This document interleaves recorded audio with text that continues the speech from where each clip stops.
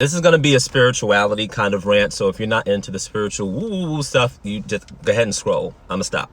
Scroll. So if you're agnostic, if you're atheist, if you don't believe in anything, a spiritual situation, this is not going to be the video for you unless you're just curious and you're interested. We welcome everybody, but it's pretty much not going to be your cup of tea because of the story I'm about to tell you. So let me just start out by saying, yes, I believe in angels. I believe in demons. I have seen angels. I have seen demons. I come from a long line of family members of very spiritual people. So we see dreams. We have dreams, visions, stuff that'll make the hair on the back of your head stand up. I can give you story after story after story in my own personal life, my mom's life, my aunt's life, my brother's life, my dad's life, of supernatural experiences that we can just talk about all day, and we wouldn't exhaust all of them. So one of my spiritual mentors who trained me up in a lot of spiritual supernatural things, I'll say it that way, told a story of how she was getting ready, because she's a minister, and she was getting ready to head out the door of her home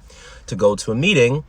And she was rushing out the door, and all of a sudden she finds herself getting arrested, and she puts her hand on the knob of the door, and before she can turn the door, she's aware of 3 angels. Now, angels, depending on who you're talking to, they look different depending on the people that are seeing them. For me, they are very regal looking to me. Some of them are really, really huge. Not all angels have wings. For her, she sees them as like rays of heat and light. That's how she recognizes them. And all of a sudden, she's aware of 2 angels coming on either side of her, and then one angel standing directly in front of her, a really tall one in front of the door, right? And this big angel in front of her, in front of the door, gets into her face and calls her by name and tells her, you are not to worry about your children anymore, because her children are going through a lot of different situations and challenges. And she, the angel calls her name out and says, you're not to be worried about your children anymore. Says it to her again. And she's just looking up at this being. What are you going to say when an angel like that looks up, is giving you that kind of message? And then he says to her, it's well.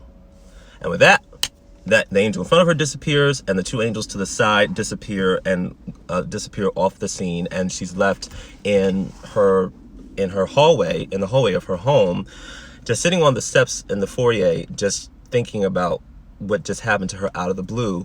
And she asks God what that was all about, and then he eventually tells her, do what you were told.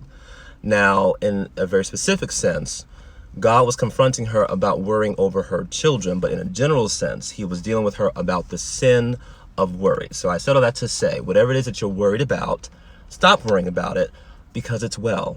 God's got it covered, he's got the situation covered, and he's got you covered too.